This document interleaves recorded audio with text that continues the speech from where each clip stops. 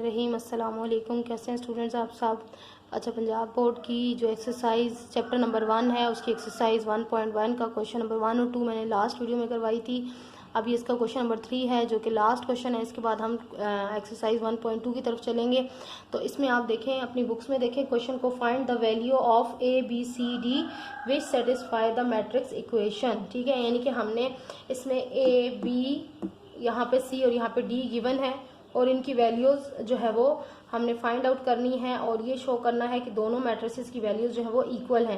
यानी कि जब इन दोनों मैट्रिसेस को आप इक्वल शो किया गया ना, ये सेंटर इक्वल को साइन शो किया जाता है, तो इसका क्या मतलब होता है कि ये मैट्रिक्स इस मैट्रिक्स के इक्वल है। ठीक है, अब हमने किस तरह से इसको इक्वल शो करना है, प्रूफ करना है, तो हम इसको इक्वेशंस के हिसाब से लिख लेंगे। ठीक है, जैसे A plus C is equal to 0, यानी कि ये वाला नंबर इसके इक्वल, क्योंकि उन्होंने खुद से बोल दिया है कि ये इक्वल है। ठीक है, तो हमने फर्स्ट वैल्यू को फर्स्ट वैल्यू के इक्वल, फिर टू वैल्यू सेकंड वैल्यू को सेकंड के इक्वल, थर्ड वैल्यू को थर्ड के इक्वल एंड फोर्थ को फोर्थ के इक्वल लिख लिया। ठीक है, a plus C is equal to 0, हम इसको कंसिडर कर लेते हैं इक्वेशन 1, ताकि हमें सॉल्व करते हुए जो है वो डिफिकल्टीज ना आए। फिर है a plus 2b is equal to -7, फिर c minus 1 is equal to 3 and 4d minus 6 is equal to 2d। ये हमारे पास हो गई इक्वेशन नंबर 1, 2, 3 एंड 4। ठीक है, अब चलते हैं इसके सोल्यूशन की तरफ। अब सबसे पहले हमें ये देखना है कि जिसमें कम से कम वैल्यू है ना, और हम चाहे देखें यहाँ पे हमारे पास a और c दो चीज़ें हैं एक साथ, यहाँ पे a और b दो हैं। ठीक है, यहाँ पे d है, चाहे तो इसकी वैल्यू पहले निकाल सकते हैं, चाहे तो इसकी वैल्यू निकाल सकते हैं, कोई इसमें वो नहीं है, क्योंकि हमें देखें इसकी वैल्यू पहले नहीं, इसमें निकाल, इसको यूज़ नहीं करेंगे, इसको भी यूज़ नहीं करेंगे, क्योंकि इसमें दो चीज़ें हमारे पास दोनों की वैल्यू मौजूद नहीं है। ठीक है, पहले हम किसी एक चीज़ की वैल्यू निकाल लेंगे, फिर उसको हम पुट करके ना इक्वेशन में फिर उसको जो है सॉल्व करेंगे। तो सबसे पहले मैं इक्वेशन नंबर 3 ले लेती हूँ, क्योंकि सी है, इसकी वैल्यू निकालना यहाँ पे इसमें ईजी है। तो मैं लिख लेती हूँ फ्रॉम इक्वेशन 3। ठीक है, मैं क्या करूँगी, फ्रॉम इक्वेशन 3 क्या ले लूँगी, सी। अब यहाँ पे इक्वेशन क्या है हमारे पास, c minus 1 is equal to 3।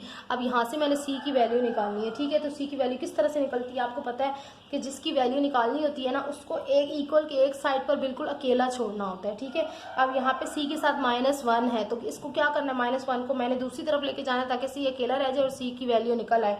तो c को मैं अकेला छोड़ने के लिए -1, देखिए जब नंबर जो भी होता है वो दूसरी साइड पर जाता है तो आपको पता है उसका साइन जो है वो चेंज हो जाता है। अगर वो माइनस का है तो उधर जाके प्लस का हो जाएगा, अगर प्लस का है तो वहाँ माइनस, अगर मल्टीप्लाई है तो डिवाइड, और डिवाइड है तो मल्टीप्लाई, चेंज हो जाते हैं। देखिए अब C3 पहले से मौजूद था, हमने ऐसे ही लिख लिया। अब -1 है, यहाँ पे आके क्या हो जाएगा, +1।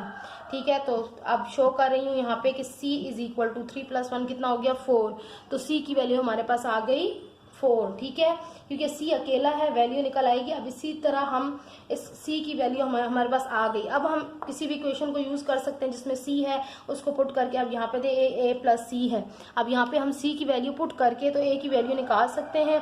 तो अब हम देख लेते हैं फ्रॉम इक्वेशन 1। ठीक है, तो इक्वेशन 1 को हम लिख लेते हैं, which is a plus C is equal to 0। तो a की तो हमारे पास वैल्यू नहीं है, c की हमें गिवन हो गई, हमें फाइंड आउट हो गई है, तो हम c की वैल्यू यहाँ लिख लेते हैं, विच इज c की जगह पे c की वैल्यू 4 जो हमारी निकली और यहाँ है 0। ठीक है, अब हम इसको a को अकेला छोड़ते हैं और 4 को उधर लेकर जाते हैं, यहाँ प्लस का है, वहाँ जाके माइनस का हो जाएगा 0 - 4। ठीक है, तो आपको पता है माइनस की तो कोई वो नहीं होती वैल्यू, तो a हमारे पास निकल आ जाएगी -4। ठीक है, अब हमारे पास क्या रह गया है, ये हो गई, ये हो गई, अब ये रह गई है। ठीक है, अब हम लेते हैं फ्रॉम इक्वेशन 2। इक्वेशन 2 देखें, a plus 2b is equal to -7। अब इसकी वैल्यू कैसे निकालेंगे, यहाँ पे दो चीज़ें a प्लस b, तो a तो हमारी वैल्यू आ गई है, विच इज़ -4 लिख लेते हैं a की जगह पे, और b की वैल्यू हमारे पास नहीं है तो b एज इट इज़ लिख लेते हैं, यहाँ -7 है। ठीक है, अब देखें b को हमने अकेला छोड़ना है ताकि हमारे पास b की वैल्यू निकल आए।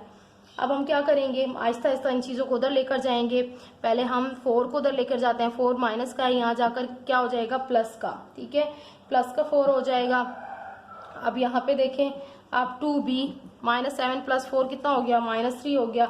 अब यहाँ पे b की वैल्यू देखें, b को अकेला छोड़ना है, यहाँ देखिए 2 मल्टीप्लाई हो रहा है b के साथ, जब बीच में कोई साइन नहीं होता तो वो मल्टीप्लाई हो रहा होता है। तो अब 2 मल्टीप्लाई हो रहा है तो 2 को वहाँ लेकर जाएंगे तो वो क्या हो जाएगा, डिवाइड हो जाएगा। ठीक है, 3 ÷ 2 तो यहाँ पर हमारे पास देखें, जब हम इसको 3 डिवाइडेड बाई 2 करेंगे, रफ वर्क में अगर मैं आपको करके दिखा दूँ तो 2 1 जा 2 आ जाएगा, 3 में से 2 माइनस किया तो 1, तो पॉइंट यहाँ पे हमें 0 चाहिए और यहाँ पे हम पॉइंट लगा देंगे, 2 5 जा ये आ जाएगा आपका 10, ठीक है। तो ये 1.5 इसकी वैल्यू आ गई विच इज़ इन माइनस, ठीक है, माइनस में आएगी -1.5। अब हमने देखना है हमारे पास लास्ट क्या है, फ्रॉम इक्वेशन नंबर 4, ठीक है। अब 4 में से हमने क्या करना है, 4d - 6, ये बहुत ईजी है और इसको जो है ना यहाँ पे मैं साथ करती जाती हूँ ताकि स्पेस कम से कम यूज़ हो। अब देखिए यहाँ पे 6 को पहले मैंने दूसरी तरफ लेकर जाना है, 4d 6 को दूसरी तरफ क्यों लेके जाना है, क्योंकि मुझे जो है d की वैल्यू निकालनी है और d को अकेला करना है। माइनस का 6 है, यहाँ जाके प्लस का 6 हो जाएगा। देखिए इसमें अभी ऐड नहीं होगा क्योंकि ये भी d इसके साथ मौजूद है, तो इसके साथ ये ऐड अभी हो नहीं सकता, इसको अभी एज इट इज छोड़ देते हैं। फिर हमने देखना है अगर ये 2d और ये 4d है, ठीक है, तो हम 2d को इस तरफ ला सकते हैं ताकि 6 उस तरफ रह जाए और d वाली वैल्यूज एक साथ इकट्ठे हो जाएं, ठीक है। अब ये -2d है प्लस 2d है, यहाँ के -2d हो जाएगा इज इक्वल टू प्लस का 6 है और 4d - 2d क्या हो जाएगा 2d, ठीक है। 2d is equal to 6। अब इसको अगर मैं करूं 2d, अब d को अकेला छोड़ना है, तो d को अकेले छोड़ने के लिए मुझे जो है वो 6 के नीचे 2 लिखना होगा, 2 1 जा 2, 2 3 जा 6, तो d की वैल्यू मेरे पास आ गई 3, ठीक है। तो यू कैन सी के आपके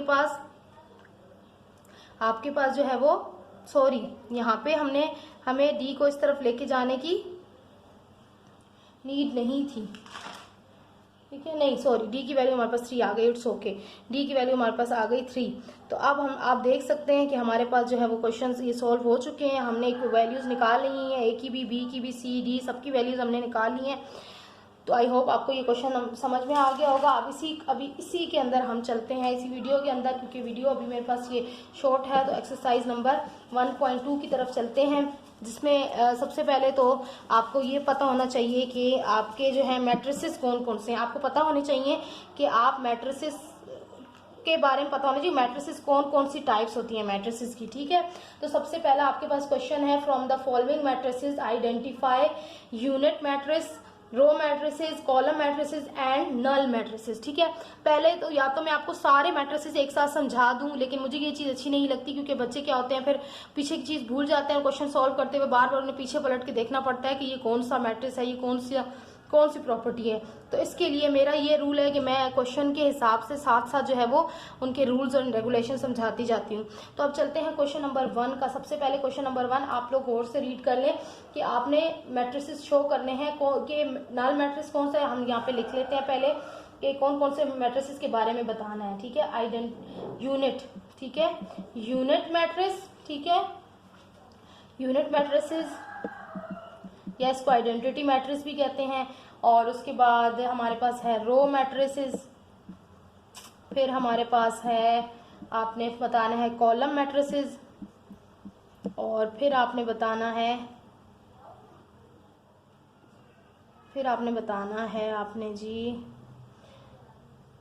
आपने कौन सा बताना है, नल मैट्रिसेस, ठीक है। नल मैट्रिसेस को हम जीरो मैट्रिक्स भी कहते हैं, नल और जीरो, ठीक है, जीरो मैट्रिसेस। तो सबसे पहले तो आपको पता होना चाहिए कि ये मैट्रिसेस होते कौन से हैं और किस तरह से शो होते हैं, किस तरह से इनको देख के पता चलता है कि ये मैट्रिसेस हैं। तो इनके लिए हम सबसे पहले यूनिट मैट्रिक्स को रीड कर लेते हैं, अंडरस्टैंड कर लेते हैं, फिर हम इस क्वेश्चन को सॉल्व करेंगे, ठीक है। तो यूनिट मैट्रिक्स होता क्या है, देखिए यूनिट का मतलब है, आपको समझ में आ रहा होगा कि यूनिट से मतलब है एक, ठीक है। यूनिट मैट्रिक्स क्या होता है, जिसके अंदर आपके पास एक ही वैल्यू हो, ठीक है। अब हम देखते हैं कि उसकी एग्जांपल भी मैं आपको लिख के दिखा देती हूँ कि यूनिट मैट्रिक्स होता क्या है। यूनिट को आइडेंटिटी मैट्रिक्स भी कहते हैं, ठीक है। आइडेंटिटी मैट्रिक्स मैं यहाँ पे इसको अलग से मेंशन कर देती हूँ, हम इसकी डेफिनेशन करने लगे हैं। आइडेंटिटी और यूनिट, ठीक है, यूनिट मैट्रिक्स, ठीक है। इसकी अब डेफिनेशन क्या है कि डायगोनल में वो 1 हो, इसके अलावा ना हो, और इसे आई से डिनोट किया जाता है, ठीक है। अब मैं आपको इसको शो करती हूँ, इसको हमेशा आई से डिनोट किया जाता है। इसके एग्जांपल्स आपको लिख के दिखाती हूँ कि इसको किस तरह से आप समझ सकते हैं, ठीक है। डायगोनल, सबसे पहली चीज़ आपको मैं बताऊं कि यहाँ पे एक वर्ड यूज़ हो रहा है डेफिनेशन के अंदर कि डायगोनल में 1 हो, ठीक है। ये देखें, अब यहाँ पे देखें, ये चीज़ जो होती है ना, ये कहलाती है डायगोनल, ठीक है। डायगनल आपने वर्ड अपनी बुक्स में भी रीड कर सकते हैं, वहां पे आपकी डेफिनेशंस के अंदर लिखा हुआ होगा कि डायगनल, ठीक है। तो डायगनल किसे कहते हैं, ये जो पोजीशन होती है ना यूं करके, फर्स्ट नंबर से लेकर फिर सेंटर वाला और फिर लास्ट कॉर्नर वाला, ठीक है, ये पूरी रो आपकी बनती है डायगनल, ठीक है। तो डायगनल में आपके पास 1 1 1 हो, इसके अलावा डायगनल में कोई नंबर ना हो, ठीक है, तो वो आपका कहलाएगा आइडेंटिटी मैट्रिक्स। इसके एक और एग्जांपल ले लेते हैं। फॉर एग्जांपल आपके पास बी मैट्रिक्स है और इसमें आपके पास जी है 1 0 और 0 1। तो आप देख सकते हैं कि यहाँ पे भी डायगनल फॉर्म जो इसकी है वो 1 1 ही है, इसके अलावा कोई नहीं है।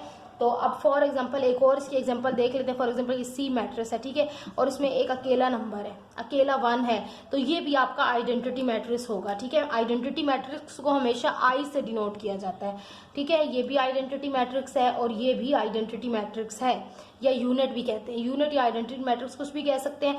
ये क्यों आइडेंटिटी है, क्योंकि 1 तो होना ही चाहिए आइडेंटिटी मैट्रिक्स में डायगनल फॉर्म में, तो ये हर तरफ से डायगनल ही है, क्योंकि एक वैल्यू की तो कुछ वो भी होता ही नहीं है। अब इस तरह से स्क्वायर हो और ये जो है वो 3 रोज 3 कॉलम्स में हो, तब भी आपने डायगनल इसका आराम से निकाल सकते हैं। आई होप आपको डायगनल मैट्रिसेस जो है वो अंडरस्टैंड हो गया होगा, सॉरी आइडेंटिटी या यूनिट मैट्रिक्स। अब हम चलते हैं रो मैट्रिसेस की तरफ, ठीक है। रो मैट्रिक्स का मैं यहाँ पे लिख देती हूँ रो मैट्रिसेस, ठीक है। अब रो मैट्रिसेस बहुत इजी है इसको अंडरस्टैंड करना, क्योंकि आपको फर्स्ट वीडियो में मैं रोज के बारे में समझा चुकी हूँ कि रोज किस तरह से होती हैं, ठीक है। ये जो रो है ना, ये इस फॉर्म में हॉरिजेंटल फॉर्म में ये आपकी होती है रो मैट्रिसेस, ठीक है। तो आप देखेंगे रो मैट्रिक्स क्या होता है कि ओनली इसमें क्या होता है 1 रो होती है, ओनली 1 रो, ठीक है। रो मैट्रिक्स वो होता है जिसमें सिर्फ और सिर्फ एक रो मौजूद हो। फॉर एग्जांपल ये एक मैट्रिक्स है और इसके अंदर 1 2 और 3 या कुछ भी वैल्यू दी हो, सिर्फ एक रो हो, इसके अलावा कोई रो ना हो, तो ये आपका कहलाएगा row matrix. I hope you understand, ठीक है। अब इसको चलते हैं आपके नेक्स्ट कॉलम मैट्रिक्स की तरफ। रो मैट्रिक्स बताना है, कॉलम ये हो गया हमारा, ठीक है। अब हम कॉलम मैट्रिक्स की तरफ चलते हैं। अच्छा, अब इसकी डेफिनेशन क्या है, वही कि ओनली 1 कॉलम, ओनली 1 कॉलम। अब इसमें आपका क्या होना चाहिए, सिर्फ एक कॉलम होना चाहिए उस मैट्रिक्स के अंदर, और कुछ भी नहीं होना चाहिए और कोई। अब इसको मैं आपको मैट्रिक्स को लिख के दिखा देती हूँ। फॉर एग्जांपल ये है आपके पास और आप यही नंबर हम ले लेते हैं, तो ये जब इस फॉर्म में कोई मैट्रिक्स होगा तो वो आपका कहलाएगा कॉलम मैट्रिक्स, ठीक है, कॉलम मैट्रिक्स कहलाएगा। और इस फॉर्म में होगा रो मैट्रिक्स कराएगा, इस फॉर्म में होगा जो वर्टिकल लिखा होता है वो आपका कॉलम होता है, ठीक है। अब हम चलते हैं, हमने क्या बताना है लास्ट में, नल और जीरो मैट्रिसेस। तो ये कोई इतना मुश्किल नहीं है। अब इसमें ये है कि आपके सारे के सारे जो नंबर होंगे है ना, नंबर ऑफ रोज और नंबर ऑफ कॉलम जो होती हैं, सब में आपके पास 0 लिखा हुआ होता है, कुछ भी नहीं, इसके अलावा आपका कुछ भी नहीं होता, ठीक है। फॉर एग्जाम्पल मैं आपको ये एग्जाम्पल एक लिख के दिखा देती हूँ नल मैट्रिसेस की। तो यहाँ पे आप देखेंगे कि ये देखें एक मैट्रिक्स है ये, और इसमें यहाँ पे वैल्यूज गिवन है और इसमें सिर्फ और सिर्फ 0 दिया हुआ है। एक ये मैट्रिक्स है, इसमें भी वैल्यू गिवन है, यहाँ पे भी सिर्फ 0 दिया हुआ है। एक ये मैट्रिक्स है, इसमें भी वैल्यू गिवन है, यहाँ पे सिर्फ 0 दिया हुआ है। तो ये वाले जो मैट्रिसेस होते हैं ये कहलाते हैं नल मैट्रिसेस और जीरो मैट्रिसेस, ठीक है। तो आई होप आपको ये सारी जितने भी मैट्रिक्स हमने बताने हैं वो आपको समझ में आ गए होंगे। तो अब जल्दी से हम इनको आइडेंटिफाई करके अपना क्वेश्चन नंबर 1 जो है वो सॉल्व कर लेते हैं। अब क्वेश्चन नंबर 1 हमारे पास जितने भी दिए हुए हैं ना वैल्यूज, वो हम लिख लेते हैं। सबसे पहला हमारा दिया हुआ है ए मैट्रिक्स क्या है, आपको अपनी बुक्स में भी नजर आ रहा होगा, 0 0 0 और 0, ठीक है। फिर आपके पास गिवन है बी, उसमें क्या दिया हुआ वैल्यू 2 3 4। फिर आपके पास है मैट्रिक्स नंबर सी, जिसमें वैल्यूज दी हुई हैं 4 0 एंड 6, ठीक है, कॉलम में, कॉलम की फॉर्म में। फिर आपके पास डी है और उसमें दिया हुआ है 1 0 एंड 0 एंड 1, ठीक है। अब फिर आपके पास है जी ई, उसमें आपके पास क्या गिवन है, खाली और खाली 0 दिया हुआ है। और फिर आपके पास है एफ है, जिसमें लिखा हुआ है 5 6 एंड 7, ठीक है। और अब हम इनको सेपरेट करते हैं कि कौन कौन से मैट्रिसेस कौन से कहलाते हैं। इनको प्रॉपर वे में हम लिख लेते हैं, ठीक है। इनका आंसर आपने इस तरह से प्रॉपर लिखना है, ऐसे नहीं है कि आपने टिक लगा दिया ऊपर और कर दिया, ये कुछ भी नहीं। पहले ए मैट्रिक्स के बारे में हम लिख लेते हैं। ए मैट्रिक्स देखिए, ए मैट्रिक्स हमारा कौन सा मैट्रिक्स है, देखिए ए मैट्रिक्स हमारा क्या मैट्रिक्स है, अभी आप पढ़ के आए हैं, 0 या नल मैट्रिक्स है, जिसमें सारी की सारी वैल्यू क्या हो, 0 हो, ठीक है। तो अब हम लिख लेते हैं इसको 0, या हम लिख लेते हैं नल मैट्रिक्स। ठीक है, अब हम देखते हैं हमारे पास बी क्या है, दूसरे को देखते हैं जल्दी जल्दी। 2 3 4। अब आपको ये पता चल रहा होगा कि ये कौन सा मैट्रिक्स है जी, ये रो मैट्रिक्स है। इसमें सिर्फ एक अकेली रो है, इसलिए अब हमने पढ़ चुके हैं कि रो मैट्रिक्स कौन से होते हैं जिसमें जो है वो अकेला एक ही रो हो, तो वो कहलाता है रो मैट्रिक्स। ठीक है, तो हम लिख लेंगे बी जो हमारा मैट्रिक्स है वो कौन सा है, रो मैट्रिक्स। तो हम चलते हैं सी मैट्रिक्स की तरफ। सी मैट्रिक्स आपको समझ में आ गई होगी, इसके अंदर सिर्फ और सिर्फ एक कॉलम है, तो ये आपका कहलाएगा जी कॉलम मैट्रिक्स। इस तरह से आप लोगों ने आंसर्स को मेंशन करना है। वैसे ये answer choose the best answers में आते हैं क्वेश्चन, इस तरह के क्वेश्चन। ठीक है, तो सॉल्व तो करने नहीं होते, सिर्फ आपको आंसर बताना होता है, तो ये ऑब्जेक्टिव में आता है। आपके पास डी, देखिए डी क्या पता चल रहा है आपको, यस आप डायगोनल पे देखें तो डी में सिर्फ आपके पास डायगोनल फॉर्म में 1 1 आ रहा है, तो ये आपका क्या कहलाएगा, जिसमें 1 1 हो वो आपका कहलाता है यूनिट मैट्रिक्स या आइडेंटिटी मैट्रिक्स। ठीक है, तो आप इसको दोनों में से कुछ भी लिख सकते हैं, आइडेंटिटी या आप क्या लिख सकते हैं यूनिट मैट्रिक्स, दोनों में से कुछ भी लिख सकते हैं। जिसमें आपके पास डायगोनल फॉर्म में 1 1 वैल्यू हो तो वो आपका आइडेंटिटी या यूनिट मैट्रिक्स होता है। अब हम चलते हैं ई की तरफ। ई हमारा क्या है, अच्छा ई की देखें, ई के हमारे पास 0, तो ये क्या हो गया, ये भी हो गया आपको सिर्फ एक ही किसके अंदर वैल्यू है, तो ये आपका 0 या हो गया नल मैट्रिक्स। ठीक है, अब आगे देखें हमारे पास क्या है, लास्ट वैल्यू है विच इज एफ, तो ये भी हमारा हो गया कॉलम मैट्रिक्स। खत्म, देखें एक ही कॉलम है तो सिंपल। आई होप कि आपको ये क्वेश्चन बहुत अच्छे से, क्योंकि जब तक आपको ये मैट्रिसेस की पहचान नहीं होगी ना, तो आपको डिफिकल्टीज आएगी आगे क्वेश्चन सॉल्व करने में। तो सबसे पहले तो आपके लिए इम्पोर्टेंट है कि आप टाइप्स ऑफ मैट्रिसेस को बहुत दिल से इसको अंडरस्टैंड करें, और अब आपके एक दफ़ा से समझ लिया तो फिर आपको कभी भी डिफिकल्टी नहीं होगी। अब हम चलते हैं क्वेश्चन नंबर 2 की तरफ। ठीक है, आप लोग ये अपने पास नोट डाउन कर लिया करें। तो इसके अलावा भी अगर आपको कोई भी डिफ़िकल्टी हो किसी एक्सरसाइज के अंदर, किसी क्वेश्चन के अंदर, तो आप मुझे ज़रूर कमेंट करके बताइएगा। मैं वो एक्सरसाइज भी आपको पूरी इंशाल्लाह सॉल्व कराने की जल्द से जल्द कोशिश करूँगी। आप चलते हैं क्वेश्चन नंबर 2 की तरफ। क्वेश्चन नंबर 2 में क्या है कि from the following matrices identify. अब वही क्वेश्चन है कि इन मैट्रिसेस को आइडेंटिफाई करना है। कौन कौन से मैट्रिक्स, देखिए स्क्वायर मैट्रिक्स है, फिर आपने बी में फाइंड करना है रेक्टेंगुलर। ठीक है, सिर्फ आप अभी नाम को आप देखते जाएं, आपको ये सारे मैट्रिसेस में आराम से जो है ना एक्सप्लेन करूंगी। फिर आपके पास सी है, सी में आपको क्या बताना है, रो मैट्रिसेस, और हम देख लेंगे जो हम पहले समझ चुके हैं उनको तो नीड नहीं होगी करने की दोबारा से। कॉलम है, अच्छा उसके बाद हमारे पास ई में क्या हमने बताना है, आइडेंटिटी। ठीक है, आइडेंटिटी मैट्रिक्स, और एफ में हमने क्या बताना है जी, नल और जीरो मैट्रिक्स। ठीक है, नल मैट्रिक्स। तो इसमें हम पहले टिक लगा लेते हैं कि हम कौन कौन से समझ चुके हैं। नल मैट्रिसेस अभी हमने किए हैं, रो किए हैं, कॉलम किए हैं, आइडेंटिटी किए हैं। तो इसके मतलब है हमारे पास सिर्फ 2 चीज़ें हैं जो हमें नहीं पता। तो पहले हम उनकी डेफिनेशंस को चेक कर लेते हैं कि स्क्वायर मैट्रिक्स और उसके बाद कौन सा है रेक्टेंगुलर मैट्रिक्स, ये कौन से होते हैं। ठीक है, तो सबसे पहले हम लिखते हैं स्क्वायर मैट्रिक्स। तो स्क्वायर मैट्रिसेस कौन से होते हैं जी, देखें स्क्वायर मैट्रिसेस क्या होते हैं कि नंबर ऑफ रोज, जिसमें आप देखेंगे कि जिस मैट्रिक्स में number of rows are equal to number of columns. ठीक है, स्क्वायर को आपको पता ही है ना किस तरह से होता है, बचपन से पढ़ते आ रहे हैं कि हर तरफ से इसका जो है वो साइड्स जो हैं, चारों साइड्स इक्वल होती हैं, तो फिर स्क्वायर मैट्रिक्स वही होगा। ठीक है, number of rows is equal to number of column. ऐसा मैट्रिक्स जिसके अंदर रोज और कॉलम्स इक्वल नंबर्स में हो वो आपका कहलाएगा स्क्वायर मैट्रिक्स। तो मैं इसकी एग्जांपल भी आपको बता देती हूँ। ये देखें एक मैट्रिक्स है ये, जिसमें ये वैल्यू गिवन है, और इसमें देखें, आप देखें ऑर्डर भी लिख सकते हैं, आप ऑर्डर भी समझ सकते हैं, ऑर्डर ऑफ मैट्रिक्स। ठीक है, वो भी हम पिछली क्लास में कर चुके हैं। तो यहाँ पे भी देखें जितने रोज है ना उतनी ही कॉलम्स है। देखें यहाँ पे देखें नंबर ऑफ रोज क्या है, 1 रो है, रो 1, और ये है रो 2, और यहाँ भी देखें ये कॉलम 1 और ये है कॉलम 2, तो 2 ही रोज है, 2 ही कॉलम है, तो ये आपका हो गया स्क्वायर मैट्रिक्स। ठीक है, एक और एग्जांपल हम जल्दी से देख लेते हैं स्क्वायर मैट्रिक्स की। इसमें क्या है 1 2 3, हम कुछ भी लिख लेते हैं, 4 5 6 7 8 9, ये सिर्फ एग्जांपल के लिए।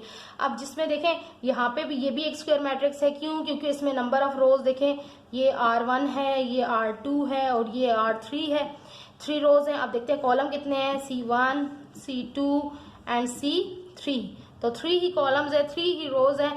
तो इससे हमें पता चला कि ये भी हमारा स्क्वायर मैट्रिक्स है। ठीक है, आई होप कि आपको स्क्वायर मैट्रिक्स की डेफिनेशन अब अच्छे से समझ में आ गई होगी। अब चलते हैं हम रेक्टेंगुलर मैट्रिक्स की तरफ, तो मैं यहीं पे आगे समझा देती हूँ रेक्टेंगुलर मैट्रिक्स।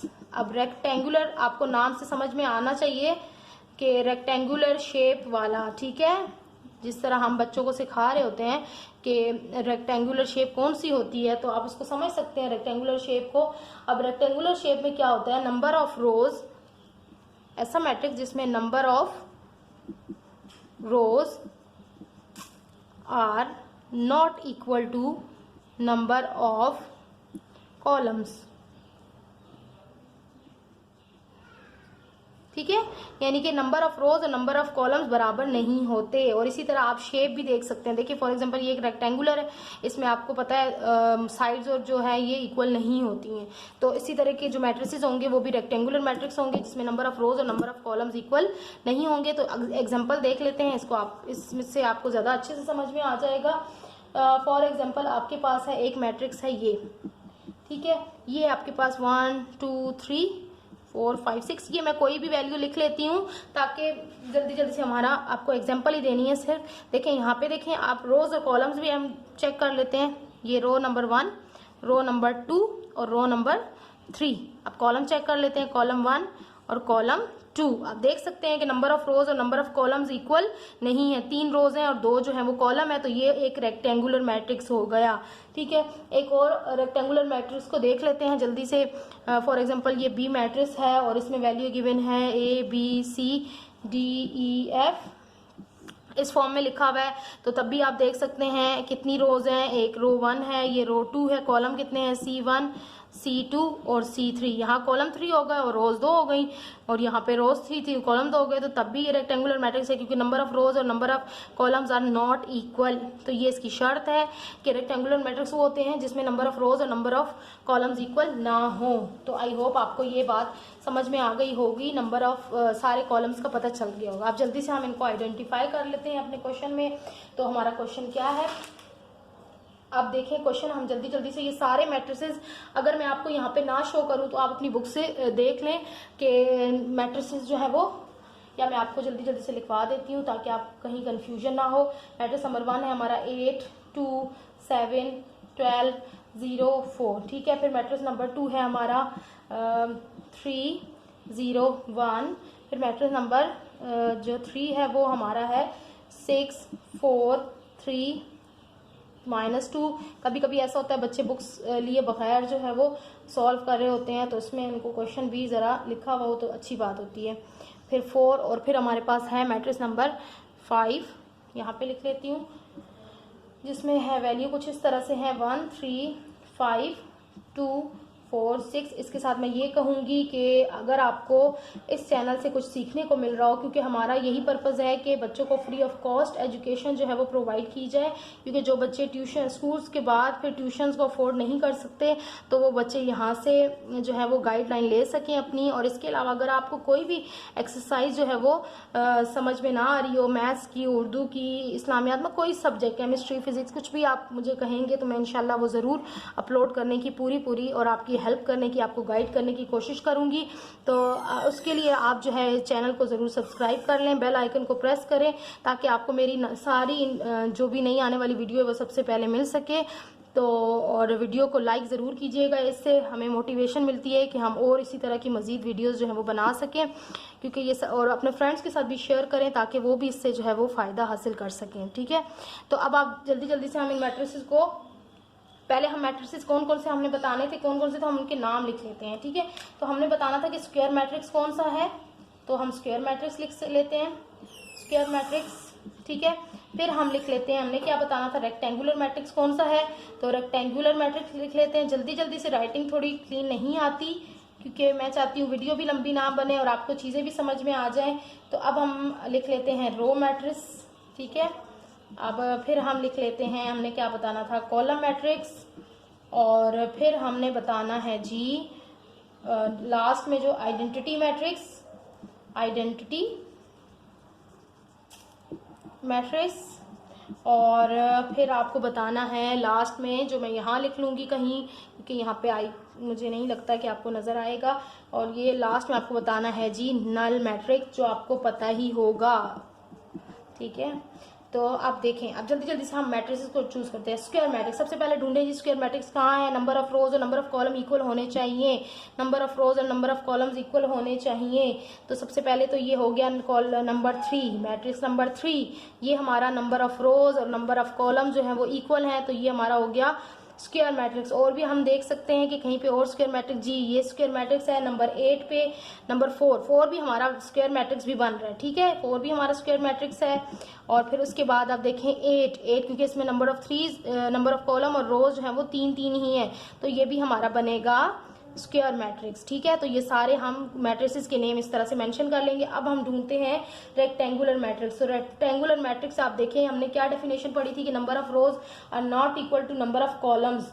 तो सबसे पहले रेक्टेंगुलर मैट्रिक्स ये है हमारा 1 ही है।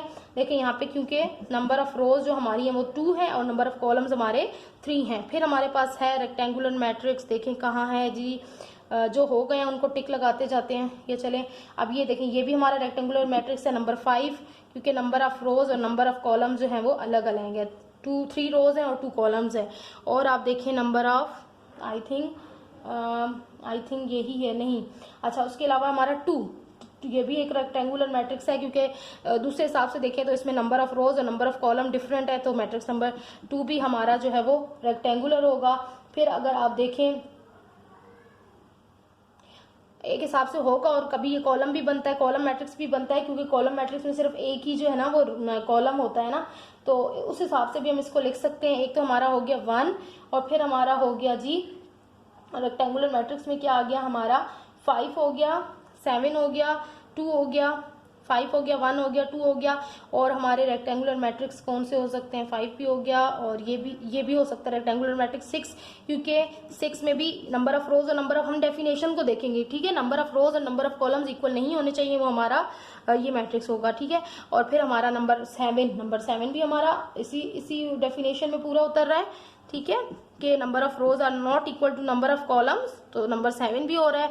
और ये नंबर जो लास्ट वाला अगर आप देखें तो 9 भी हमारा इसी डेफिनेशन पे पूरा उतर रहा है, number of rows are not equal to number of column. तो डेफिनेशन याद रख लें, तो फिर कहीं भी आपको जज करने में डिफिकल्टी नहीं होगी। फिर आप देखें रो मैट्रिक्स, रो मैट्रिक्स क्या होता है, जिसमें सिंगल एक रो हो। रो मैट्रिक्स में यहाँ पे सिर्फ एक ही है, देखा, एक सिर्फ नंबर 6 जो है वो हमारे पास रो मैट्रिक्स है, क्योंकि हमने पढ़ा है डेफिनेशन क्या है कि ओनली 1 रो। ठीक है, तो रो मैट्रिक्स में सिर्फ एक रो होनी चाहिए। फिर आ जाते हैं कॉलम मैट्रिक्स में, तो कॉलम मैट्रिक्स आपको यहाँ पे 2 नजर आ रहे हैं, नंबर 2 और नंबर 7। कॉलम मैट्रिक्स हमने क्या पढ़ा है कि नंबर ऑफ कॉलम जो है वो एक ही हो, तो 2 में, और नंबर 7 में जो है वो नंबर ऑफ कॉलम्स एक ही हैं, बाकी तो सारे ज्यादा कॉलम्स हैं। फिर आ जाते हैं आइडेंटिटी मैट्रिक्स। आइडेंटिटी मैट्रिक्स की हमने क्या डेफिनेशन पढ़ी है कि जिसमें डायगोनल फॉर्म में जो है वो 1 आता हो। यहाँ पे देखें डायगोनल फॉर्म में सिर्फ इसी में 1 आ रहा है, तो यहाँ पे ये हो गया हमारा नंबर 4 आइडेंटिटी मैट्रिक्स, और कोई भी नहीं है, किसी में भी डायगोनल में 1 नहीं आ रहा। और लास्ट है हमारा नल मैट्रिक्स। नल मैट्रिक्स में हमारा देखें कौन कौन से नल मैट्रिक्स बन रहे हैं, ये तो सिर्फ हमारा 9 ही बन रहा है, बाकी सारे में तो और वैल्यूज भी हैं। नल मैट्रिक्स कौन सा होता है, जिसमें सिर्फ और सिर्फ 0 ही मौजूद हो, तो ये हमारा बन रहा है 9। ठीक है, तो अब इसके बाद हमारे पास जो अगला क्वेश्चन होगा उसको भी हमारे पास जो है वो फॉर्म द, ये आपको क्वेश्चन अगर इसमें कोई भी डिफिकल्टी हुई तो आप मुझे कमेंट बॉक्स में ज़रूर बताइएगा, ताकि इसको मैं मज़ीद जो है वो कोई भी जो भी आपको समझ ना आ रही हो तो वो मैं करवाऊंगी। इसके अलावा मैं जनरल मैथ्स सिंध बोर्ड और साइंस का जो है मैथ ग्रुप का वो भी करवा रही हूँ सिंध बोर्ड का, और ये पंजाब बोर्ड का, और इसके अलावा इंग्लिश ग्रामर्स की वीडियोस भी हैं। तो साथ साथ मैं और भी इंफॉर्मेटिव वीडियोस जो है वो डालती रहूँगी, तो मेरे चैनल को जो है वो अपने फ्रेंड्स और फैमिलीज के साथ शेयर भी करें। और इसके अलावा जो भी आपको क्वेश्चन हो आप कमेंट में ज़रूर बताएं, ताकि मैं उस पर भी वीडियो अपलोड करूँ। तो अब इसके बाद हमारे पास है क्वेश्चन नंबर 3। आप गौर से देख लें, क्वेश्चन नंबर 3 में फ्रॉम द बुक में देखा करें, from the following matrices identified diagonal, scalar and unit या आइडेंटिटी मैट्रिक्स। ठीक है, तो ये जो है वो क्वेश्चन अब यहाँ पे अगर मैं इस क्वेश्चन को अभी करूँ, आपको मैं थोड़ा सा जल्दी से डेफिनेशन बता देती हूँ।